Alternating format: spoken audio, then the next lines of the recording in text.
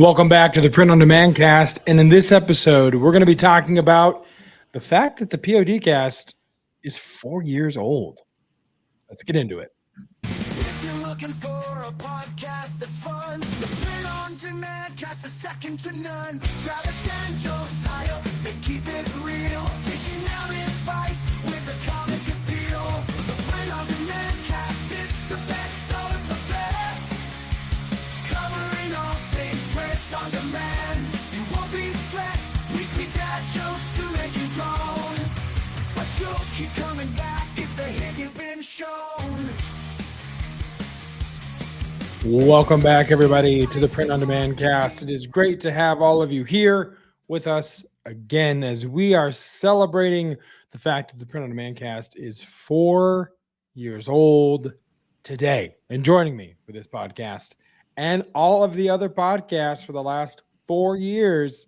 How many times can we work in the fact that it's 4 years old? That's terrible.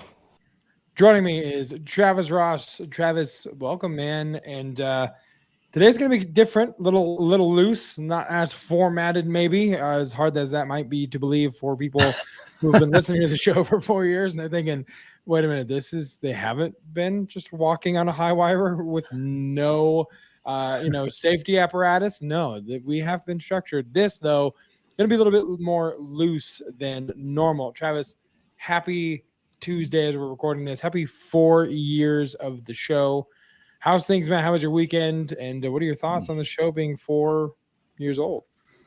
Weekend was good. Just really busy. Did a lot of stuff. So a lot of work, a lot of just kind of grinding. I was really tired, and so it was a long weekend. But back at it this week. Have several local orders sitting over there ready to be pressed, and have another one that could be coming in any moment. He's got everything he needs. He just got to get me the final details. And so, still, I feel like summer is kind of a good time for local orders. So we've been doing a lot of those. Besides that, peeling back the curtain a little bit, we actually looked, and according to our podcast host, the first episode that we ever did was released August 31st, 2020. So I feel like we probably put out like some bonus episodes and still named them. And so, the podcast has 208 episodes. Or maybe, I don't know, maybe there's a bonus episode in there or something that kind of threw off the math, but 52 times 4 is 208. So we're just going to claim it, right? I mean, yeah, why not? We'll roll with it. What else are they? I mean, why wouldn't they? Why wouldn't we just do that? Who's going to care? So it's 4 years old. It's official, and it's wild to think about that, guys. Just for a little bit of a, I guess, nostalgia moment. We've got this here, not this one. This one was the original logo for the podcast. Which is insane. Not the best, granted. No. We just, kind of sent out a request. This is what our VA gave us. We've been talking about a lot about VAs. It's in the archive. But this is what he sent back to us. And we're like, hey, we're going to roll because we're going to put the show out in like a couple of weeks. So yeah. Well, I mean, that goes to, our point. We always talk about, jumping on before you have, you don't have to perfect it to put it out there, and so we put it out there like this with this logo. And then eventually we kind of revamped that and came up with what we think is a way better logo.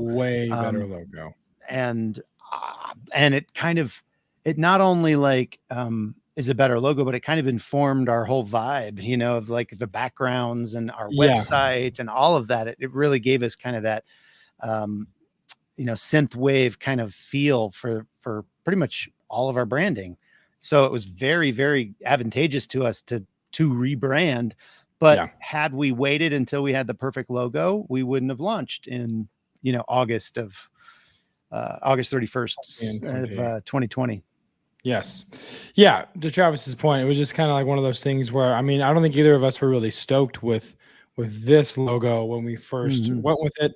that the idea was like ink from the printer kind of splattering and having the letters and like all that stuff, right? So kind of whatever. But once we had a conversation, I don't remember when we switched the vibe to what it is now, what everyone knows and loves. But we kind of were like, we kind of had to talk about the aesthetic and wanting to do something a little bit more 80s vibe, nostalgia, kind of fit our personalities a little bit better as well. And then here we are. That's what we've got. Yeah. So it's been interesting to kind of see the evolution of the show. We're going to be talking more about that and also talking about the what has changed since we started in the podcast, both in the print on demand cast industry as a whole, from 2020 to now in 2024, but also in our personal lives, what has changed. You can, I don't know if you guys want to take like the over under on which category is going to have more changes in it, but lots has changed in both ways, in both categories. So, but before we do that, we're just going to go. We have a bit of an extended one today for this week's weekly dad joke. Time for the weekly dad joke. By extended, it's not that it's one joke that just keeps going and going and going. It's a little bit of rapid fire jokes here as we celebrate the 4 years of the show. Travis, I know you have just a plethora at your I have a disposal, few. so I'll let you go ahead and start, and we'll just go from there. Okay, so I was in really bad pain. I had actually fractured my my right ankle foot kind of area, and I went to the doctor and he administered some local anesthetic so he could examine me better, but he injected it into my left ankle, which made me even more irritable. And I honestly I said some stuff to him that I probably shouldn't have said. And to his credit, he calmly replied to me, "I'm sorry, I think we got off on the wrong foot." Nice. I like it. I like it. All right, that's Travis's one. Here is mine. I realized the other day, we have a pretty peaceful neighborhood here, and it just was a little irritated, right? It's the people that come and knock on your door and they're like, "Listen, you need to get saved or you're gonna burn." Stupid firemen. It's topical because there's a fire about 20 minutes. Well, there is still happening, but other direction. It burned the other direction. So, all right, Travis. Yeah, it is good. I mean, not good, but good for my own self-interest that it is the other direction. So, Travis, what do you have next? So I was, my wife came to me the other day. She was kind of annoyed. I sense a theme. Either we're annoyed or people are annoyed with us. But she said she's been kind of studying like grammar and English, and it's kind of an overflow of my daughter, who's actually in college for English. She's really loves to read and all that. But so it's been kind of passed on to my wife, I guess. And so she said, in the context of this conversation, she said, "You need to do more chores around the house." And I just calmly said, "Can we change the subject?" And she said, "Okay, more chores around the house need to be done by you." Little sentence structure humor here. Mm-hmm. I like that. So the other, I didn't tell this story on the show because it happened, in last Christmas, but I was going to buy a new tree because our old tree, when we moved, it got kind of damaged, so we had to buy a new fake Christmas tree. So I go up and the cashier says, "Oh, nice. Are you going to put it up yourself?" And I said, "Don't be disgusting. I'm going to put it in the living room." Oh, no. This was a PG show. If you're offended by that joke, I completely agree. Oh, I don't know how to follow that. I could not get it out. So funny. That's so bad. Oh, we apologize, Print on Demand Cast listeners. Okay, I'm gonna keep going because I just can't.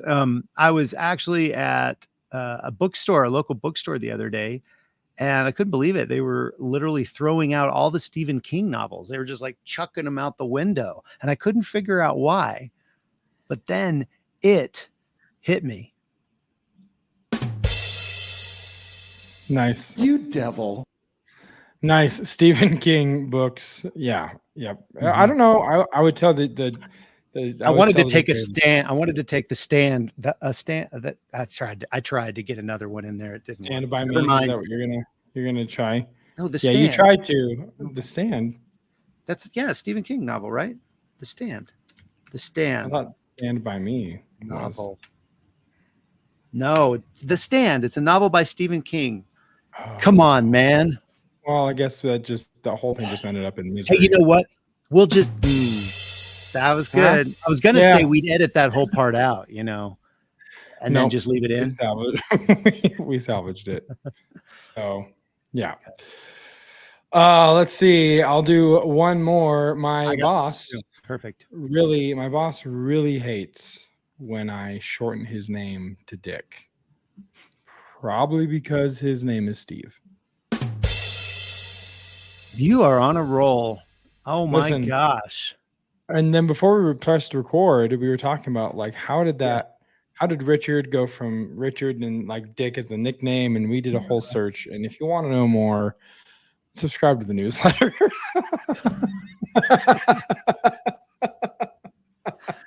Oh man, yeah, the newsletter that's going to be fun this week. Yeah. Wow. Well, you're up. What's your last one? I got the last one here. And I figured, Paris Olympics, go USA, a lot of cool things happen. But as I've been watching them, I've been really getting into the different national anthems, the different countries at the Olympics. Yeah. I guess you could say I've gotten into country music.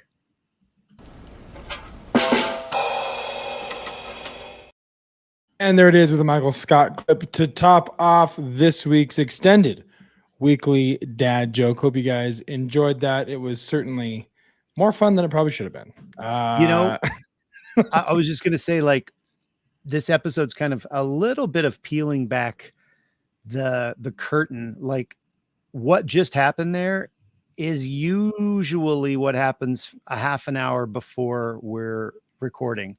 We go back and forth with multiple dad jokes. And so you're getting to see kind of the behind the scenes. So lucky you. Little BTS here for you guys on the 4-year episode. Yeah, we usually iron out the dad joke before we actually really dive into what we're going to be actually talking about. So we have an idea, and we focus more on the dad jokes, and then we dive deeper on the main event.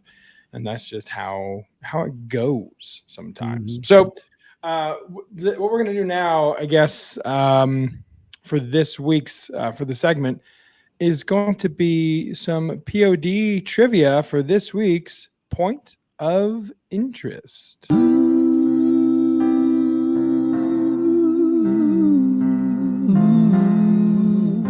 Point of interest.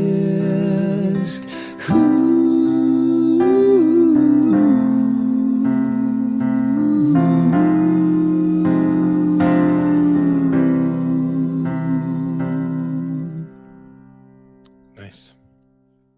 Thought we'd use my favorite point of interest bumper that we have in all 4 years of the show. That's the one. So awesome. So we're gonna do some trivia, and you're thinking, trivia, how's that gonna work? Well, basically, here's what we should do. Well, that actually won't work at all. So I told you it's gonna be a little loose in formatting. So we're just gonna go back and forth here. We have some trivia, and hopefully this will be interesting to you. If you guys know any of the answers, shout them out. You can shout them out right now as you're driving, and then maybe record a video of you shouting them out while we're asking it, and then post it to the Facebook group, because otherwise we'll never know if you're telling the truth or not. So what we're going to do, we have a little 12-second timer here. You'd think 12 is a weird number. I know. We're going to go for 10, but the whole process behind the reason we got to 12 is really, really ridiculous. So it's 12 seconds to answer. And so, Travis, you just want to go back and forth on these, or how? Okay, well, you take the first one. I'll start the timer, and we'll go from there. Okay, the first Print on Demand cast trivia question is, and get ready, guys. You need to, put your thinking caps on. We're going to give you 12 seconds. What was the first year that Merch by Amazon allowed signups for their Print on Demand program? Start the timer. All right, shout them out. Shout them out. We need to hear you. What do you guys think? I'm gonna say, and I actually didn't know this. 2015 is when they did that. So, is that right? Yeah, that's right. The timer was off or something, and you like answered that at 5 seconds left, and I was like, "Give him 12 seconds, man. You're a jerk. Let him." Yeah, that's true. We should probably let the timer ding. Let the timer ding, and then say the answer. Yeah, give them a little time. Okay. Give them the full 12 seconds. Okay. See, yeah, that's what rehearsals are for, and that's why we're recording this rehearsal. Okay, number 2, the second question in this trivia: what type of printing process is used for creating durable prints on items like mugs, phone cases, and metal prints? 12 seconds. Go. And enjoy this. If you're looking for a podcast that's fun, print on demand, cast a second to none. Travis and Josiah, they keep it real, dishing out it. All right. What do you guys think it is? Let us know. Shout it out. We can hear you. Travis, what's your guess? We've got passion. We have done a million mugs here, and we use a process called dye sublimation. That is correct. Dye sublimation for the win. Very well done. Very well done. All right, Travis, you take the next one. I was going to say, if you want to learn more about that, we have, if you search sublimation or sublimating in our archives, you can figure that, or you can find a lot of episodes we've talked about sublimating coffee mugs and different things like that. So check that out. All right, next one. Number 3. In 2020, which print-on-demand platform surpassed $1 billion? That's billion with a B in cumulative payouts to artists and designers. All right. Go. 12 seconds. Go. Scooby-Dooby-Doo, where are you? We have some work to do now. Scooby-Dooby-Doo, where are you? All right, and for those that just heard that, you need to know that I've waited 4 years to find an appropriate time to use that bumper, and we found it. So, all right, the answer to this is Redbubble. I thought my first guess initially was Etsy, but 'tis not the case. I was thinking Merch by Amazon. That was my guess. Yeah, but Redbubble, who knew? Somebody knew because they wrote the question. Yep. Very good. Here we go. Number 4. What year was the Printful, a major print-on-demand fulfillment company, the founded? There we go. I'll fix that in the notes. Yeah. No. And then Mark Zuckerberg just said, drop the. And he's like, okay. You're going to learn today. Thanks, Mark. All right. The answer is 2013. 2013. Yes. Okay. Right, let's take number 5. Okay. This one's a bonus. So where are you at? Are you 4-0? All right. This one's going to be it's not going to be any harder. You'll get it too. All right. Here's the bonus question. Number 5. What is a significant advantage of using a direct to film, or DTF, printing method over DTG in print on demand? We are specifically looking for a particular advantage, a significant advantage. So 6 seconds left. Keep that in mind. Do you got it? You got it? You got it? 2 seconds. All right. The answer is DTF, or direct to film printing, can be used on a wider variety of fabrics, including those that are not 100% cotton. So there you go. You can do DTF on leather. You can do it on polyester. A lot of things you can't do with DTG. So that was the significant advantage we were looking for. If you got all 5 of them right, tell them what they've won, Bob. First of all, you've won a resounding round of applause from the live studio audience here, and also hotline fans. You have won our respect, and we really want to see the videos of you screaming the answers out at the car and at your stereo, because otherwise there's really no way to validate the fact that you actually did get all 5 right. But we'll believe you, because Print on Demand cast audience would not lie. So that would never happen. Never happen. All right, we're going to go to this week's main event. Ladies and gentlemen, the main event.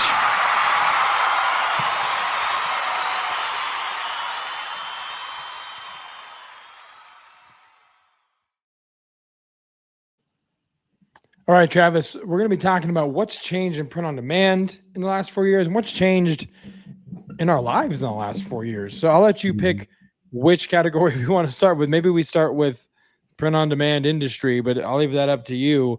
But, you know, we always talk about how this industry is very, it's quick. There's lots of things that are always changing, rapidly advancing, rapidly evolving, whether it's platforms and their rules and regulations, whether it's the print technology that is being brought to you by the manufacturers, you know, some of the big players like Epson and Brother and Mamaki. There's so many facets of this that can change so quickly. I remember when I was working for Verizon Wireless, it was a lot of the same way in the cell phone game, where every 6 months there was a new training on the new cell phone that was coming out, or a new training on the iOS update that was about to drop. And you never felt like you were ever caught up on the continuing education portion of that industry of your job. And so this is very similar to where it's constantly evolving and constantly moving. So Travis, what do you want to start with? Which category? And then we can just kind of dive into some of the things that we have seen and observed in the industry, or that we've kind of lived through in the last 4 years of life. Yeah. I mean, there is some overlap, of course, but I was just thinking, like, maybe we could go back and forth, and I'll share one, and then you share one, and I share one, or whatever. Sure. And, you know, but I'm interested because I guarantee we're going to miss some of those things that our listeners are like yelling at their, you know, their car radio or whatever as they're driving down the road. You know, so, or wherever you're listening to this, you're probably like going, no, you forgot this. So if there is something that we forgot, it'd be cool to have like a little post in the Facebook group, and we talk about some of the things that have changed in the last 4 years. But one of the things to kind of kick it off, when we started 4 years ago, and we had already been doing print on demand. So this is probably more like 6 years ago. So I'm kind of cheating, but I just remember white ink in a DTG machine was like, wow, this one can do white too. It was kind of new. It was a new thing because they couldn't figure out the white ink actually has like, I can't remember the actual chemical compound, but it has one of the pieces of the ink, if you will, I guess, is actually a metal. And so what would happen is when they tried to put white ink in these printers, it would clog the print heads. And so they were having to constantly replace these, you know, and so I guess that is a change, because at first, even when they started putting white ink, they were having so many problems with it. And print heads getting clogged, print heads having to be replaced, until even with some of they started doing like recirculation, you know, with the white ink. So it would constantly recirculate.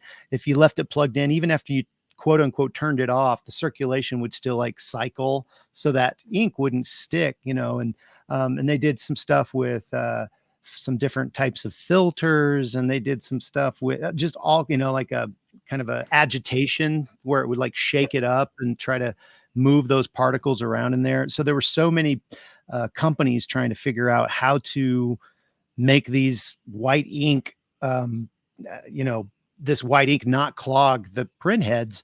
And in fact, even the ink companies were like trying to figure out better chemical solutions to be able to produce the bright, vivid white that like a screen printing could do, but not have as much of that compound that clogs the heads. So it was kind of coming from both directions. And I think they're still doing that. Still attempting to do that, because white ink isn't just on DTG. We had a couple Mamaki UV printers, and they had white ink in them as well. And so it was the same type of thing. And I remember you'd be in there in the middle of the night and you'd hear that thing. It was on the other side of the wall from my office, and I'd hear it every 15 minutes cycle on and just cycle that white ink. So I think that's, as far as the industry goes, that's something that's definitely changed over the last 4 years. So that's mine. You can jump in there. Yeah, I mean, so much. I think for me, and I've alluded to this in the beginning or multiple times in the show, and it's directly related to how we kind of built our business in the beginning. But one thing that's changed over the last 4 years immensely is social media's and influencers' need or the saturation of providers for them in that space. The idea of drop shipping or print on demand and no cost up front and those types of things. I remember when we first started and I first started reaching out to people, there weren't a lot of folks that had merchandise or had stores, so it was really easy to find people to send messages to, because hardly anyone had a merch store. And I'm like, has no one heard of this? And part of it is no, and it was so new in terms of what is print on demand and the idea of screen printing and having to hold physical inventory. All of that was very much still very prevalent in people's ideology and thought process when it came to creating merch. Mm-hmm. And so to pitch them on a model that was no cost up front and you didn't have to invest heavily in inventory was brand new to them. And then as things progressed, it got a little more difficult. And now I'm not even doing that on the day-to-day, but you go on Instagram or TikTok and everyone has a flipping merch store of some sort, whether someone's providing it for them or they're running it for themselves. It's everywhere now. And as we've alluded to in the last couple of episodes, TikTok Shop is a thing now where people are ordering shirts from there. Don't know how they're being fulfilled, but you can get shirts and merch and stuff from people's TikTok Shop directly. So it's that has changed wildly. Just seeing the number of people who are taking advantage of the print on demand, direct to garment kind of drop shipping model seems to have skyrocketed, especially in that space. Yeah, I think actually Printify announced that they were fulfilling for TikTok now. They had an integration. Nice. That's huge. I know another company, Merchize, they are doing TikTok fulfillment. And TikTok is just like every other platform as far as like they keep changing the rules and they say, well, now you have to get your thing to them in this time and you have less handling time. And so all of these print on demand companies that said, we'll do it, they're having to, figure out how they actually are going to do it to continue to not only satisfy the platform's requirements, but also keep their customers happy, because their customers can get in trouble with the platform if they're, blah, blah, blah. So yeah, that's a big one. I mean, just TikTok itself is, was not really a thing 4 years ago. Yeah, it was in its infancy. So it was very in its infancy in 2020. And it was a lot of just viral dance videos, or, what I mean? Like the dance challenges, a lot of, it's just exploded over the last 4 years. So yeah, it's been wild. No, that's a good one.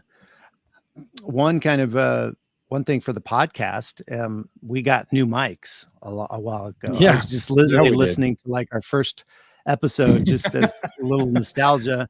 And it's like we sound like this, we're talking to. It's not that bad, but it's definitely not the quality that it is today. Yeah. That's kind of a fun one. But as far as the print industry goes, I think a very easy thing to say that has happened in the last 4 years, the proliferation of DTF, direct to film printing. And if you listened a few episodes ago, I was talking about, or several episodes ago, I was talking kind of sharing my experiences at a trade show that I had gone to was it the Atlantic City one? Yeah, the Atlantic City Impressions Expo, and I got to have dinner with a lot of cool people, but one person that was there was the president of Omniprint, and we were talking.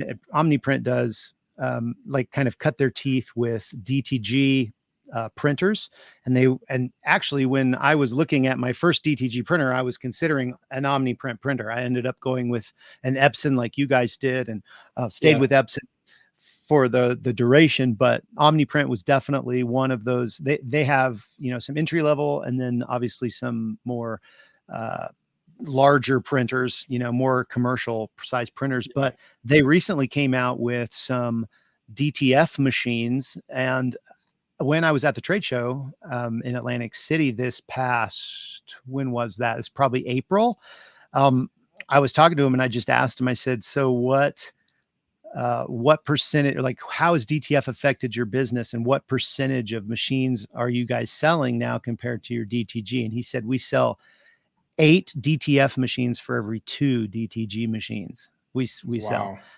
And they weren't even, DTF wasn't even a gleam in their eye, back in the day. They were all DTG, and it's transitioned so quickly over the last, since COVID, so probably when we were starting, they were starting to come out, but now it's just everywhere, and everywhere, and everyone and their brother has a new DTF transfer company that you can buy, new transfers and all that. It makes it really cool. If you have a heat press, you can do a lot of cool things from your home. That's what I'm doing now. I don't have a DTG machine anymore. I just have a heat press, and I order my t-shirts, and I order my DTF transfers, and I'm off to the races, and that's all I have to do. And pricing keeps coming down, just like it always does. When a new thing comes out, it's as high as it's going to get priced, and then it's slow as competition comes. Everybody kind of races to the bottom as it comes commoditized, and that's what's happened with DTF. So that's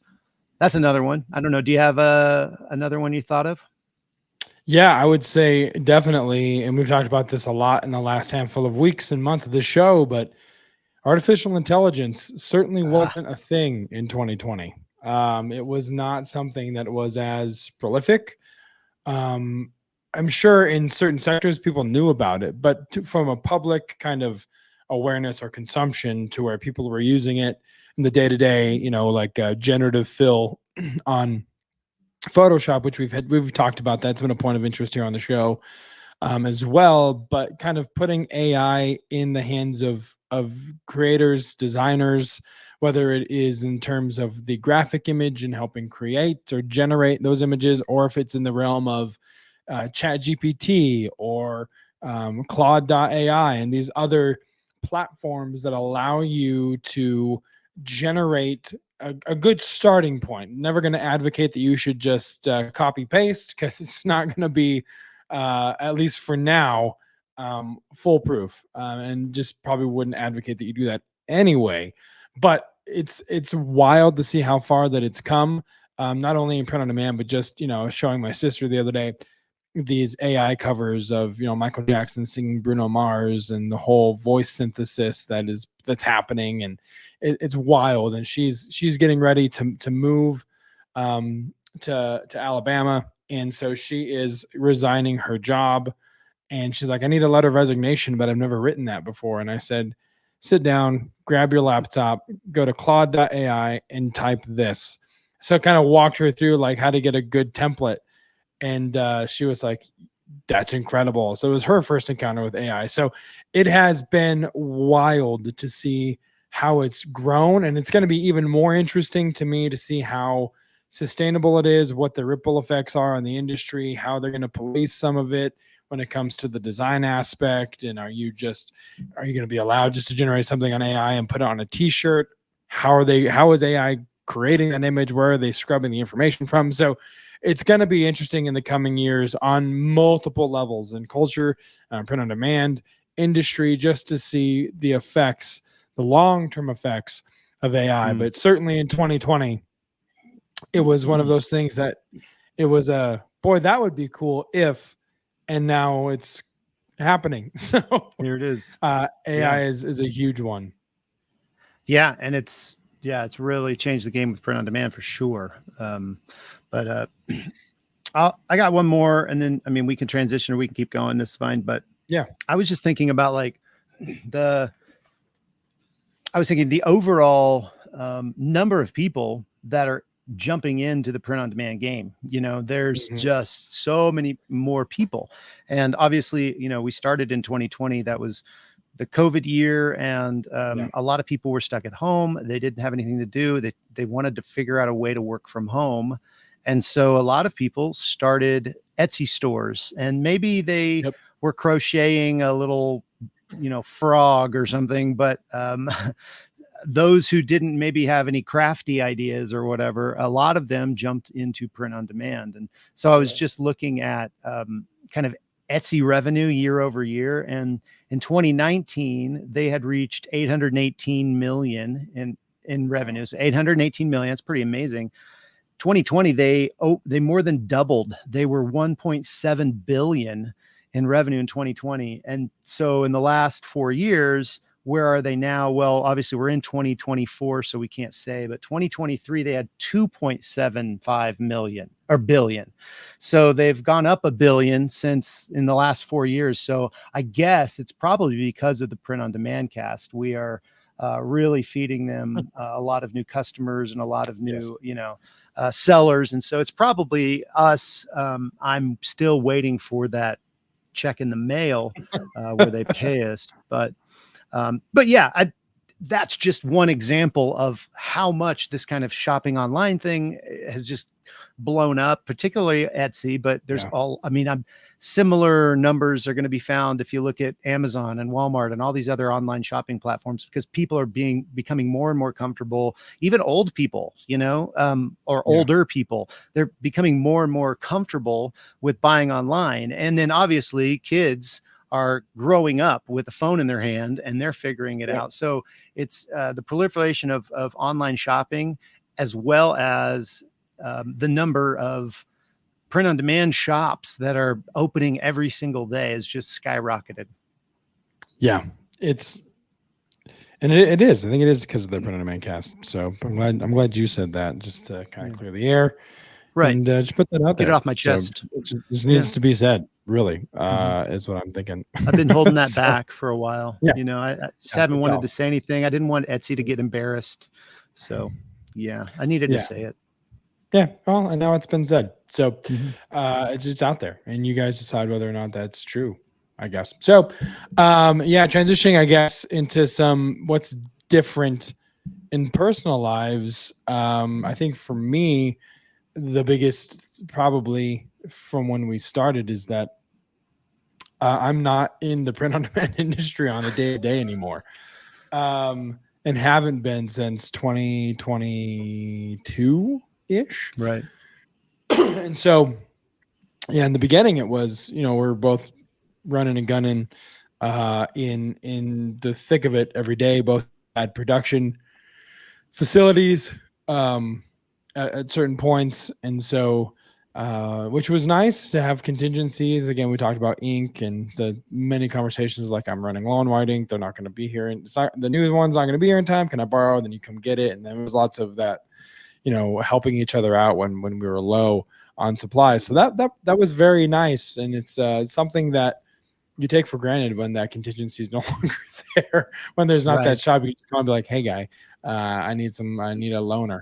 So, but yeah, in 2022 left the industry full time. And so, it's been interesting for me to still hear and learn by proxy, kind of like secondhand of what's happening, instead of implementing it in my day-to-day, and then not really having to implement any of it in my day-to-day, or really chase any of the new trends and stuff down, because I'm not really implementing it or selling designs anymore. So I think for me, that would definitely be probably top of the list in terms of what is different between 2020 and 2024 for me. Yeah, I mean, for me, when we started this show, I was outsourcing. and had planned to do that. I was outsourcing all my products, and then I had an opportunity to purchase a bunch of equipment, and I jumped in with both feet. And whether or not that was a good idea, who's to say? Yeah. I learned a lot. I, grew a lot. I was able to, I think, help other people grow, in that space. I eventually shut that down. I think I actually talk about that. I was just going to see if I could figure out what show that was when I talked about shutting down. Yeah. Episode 158, if you want to check that out, learning about POD the hard way. And I just kind of lay it all out, and because I've always wanted to be, I just value authenticity, and it was a hard thing to decide to shut that down. And at the end of the day, it was because I just couldn't figure out a way to compete with the Printifies and the Printfuls. So that's one thing that's also increased over the last 4 years is the volume. While the volume of print on demand has increased, the efficiency and the user experience of the creators on platforms that have millions of dollars of investments and are really technology companies that happen to print. Yeah. We were a printer, we were trying to fit the technology in the background and trying to, I used a software called Orderdesk that I called my poor man's API, because I don't know how to do an API, but I can use this software to tie to your Amazon and your Etsy and your whatever, your Shopify. And I mean, it's a great piece of software, but there's a lot of extra work. I couldn't make it look really pretty and, just drag your art onto a picture of a t-shirt and have it show up, and that's how it's going to print. So with them being able to do that, obviously that's very attractive because the user experience is awesome.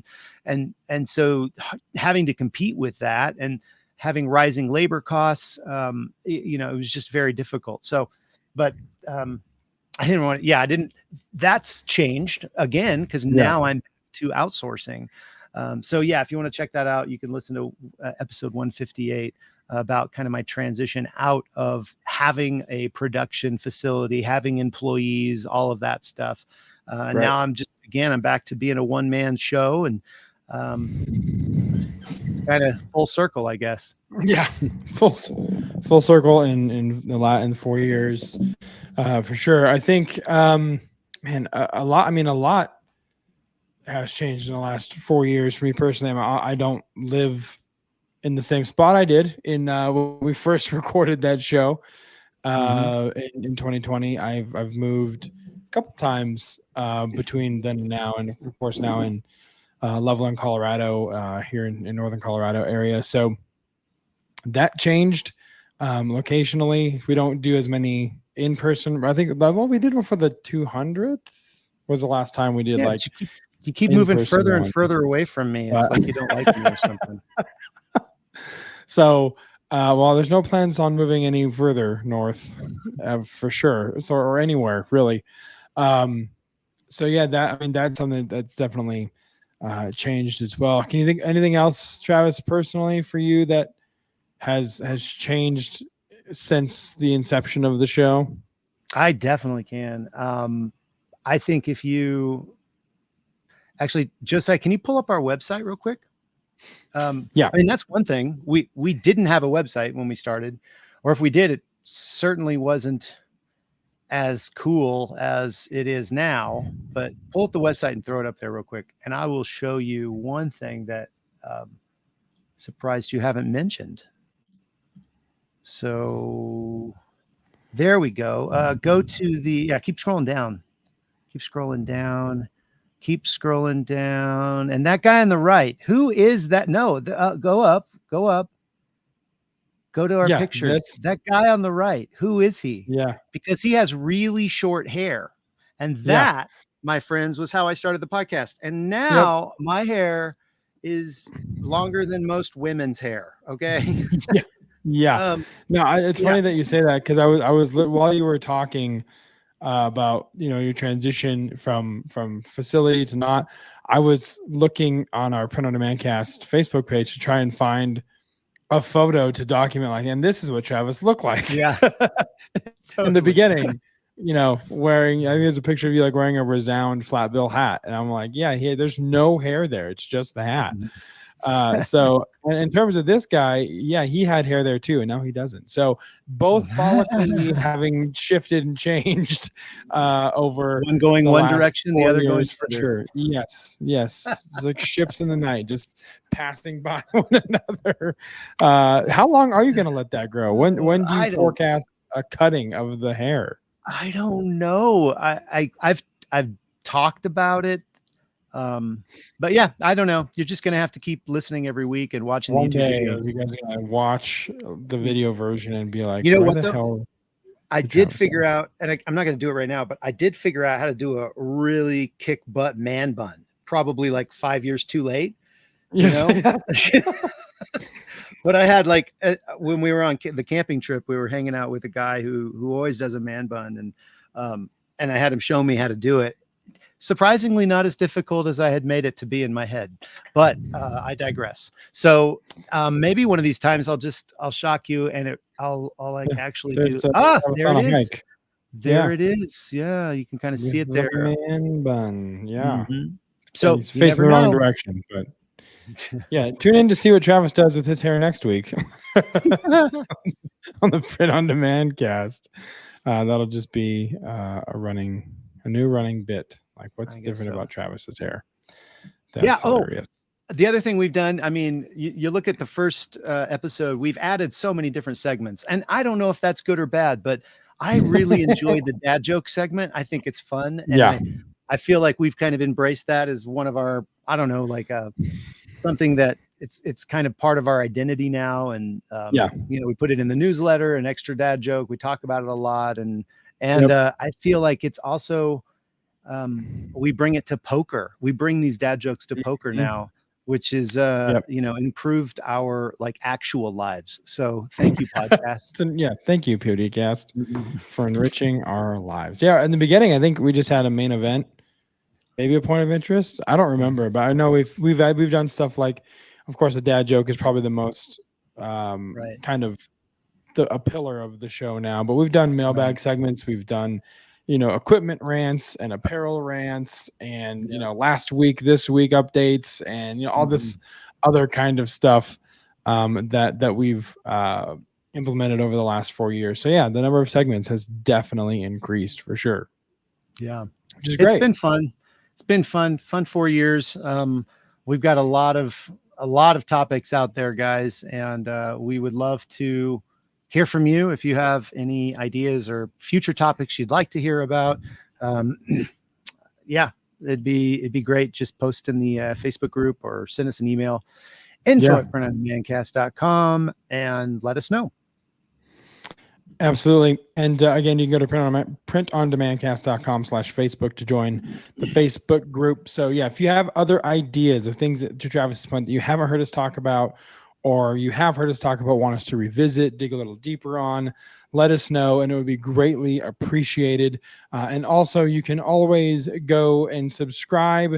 We mentioned it earlier, but by going to printondemandcast.com/VIP, you can go and subscribe to the weekly newsletter where you get a bonus dad joke, and you get more information, tips, tricks, and insights on stuff that's both been on the show and hasn't been on the show as of yet. But if you want to stay in full know of everything Print on Demand Cast, that is the place to go to get that weekly newsletter. We won't spam you. You're not going to receive a bunch of stuff from us. It's one email every Wednesday or Thursday, once a week. We'll just say that will go to your inbox. And then again, you're supplied with that bonus dad joke. And in exchange for that, you'll get the design calendar. So that'll help you kind of keep on track of what's coming up that you need to be ready to sell and capitalize on in terms of holidays and events. Our Q4 check-in is going to be coming up. We do the one every year. So that is going to be coming up here very shortly, because whether you know it or not, friends, we're almost at the end of Q3. So go figure that out. That's nuts. It's August. So Travis, anything else you want to say before we wrap this one up? No, I don't think so. This was it was kind of a shoot from the hip type episode, but it was it was fun. I think it was needed. Both of us kind of came into the pre-production and we were like, Yeah. So I tired. mean, My yeah, weekend yeah, was yeah. nuts. Your weekend was nuts. And we were just like, oh, well, it is the 4-year anniversary. So we can Yeah. kind of get a pass to do whatever we want to Yeah. do. Totally. And so we did. So you're welcome. So You're welcome for an on-demand yeah, metaverse. exactly. Hope you guys enjoyed it. Let us know what you thought in the Facebook group. You can comment. You can leave us a post. You can email us again, info@printondemancast.com. But we will see you guys next week for the beginning of year 5 as we, I guess, the beginning of year 4. But as we approach and start the approach to year 5 of the show. So I don't know. I can't do the math. It's hard. True international effort to pressure. So until then, until next week, guys, for Travis, I'm Josiah. We'll see you right here on the Print on Demand cast. See ya. Hey, babe. Thanks for listening to this week's episode of the Print on Demand cast. We hope you enjoyed the Totally Tubular Show. If you've got a question or a suggestion for the show, send Travis and Josiah an email at info@printondemandcast.com. Want to be wicked nice? Take a minute to rate and review the show on iTunes or wherever you get your podcasts. And don't forget to subscribe now so you don't miss next week's episode. See you next time, for sure.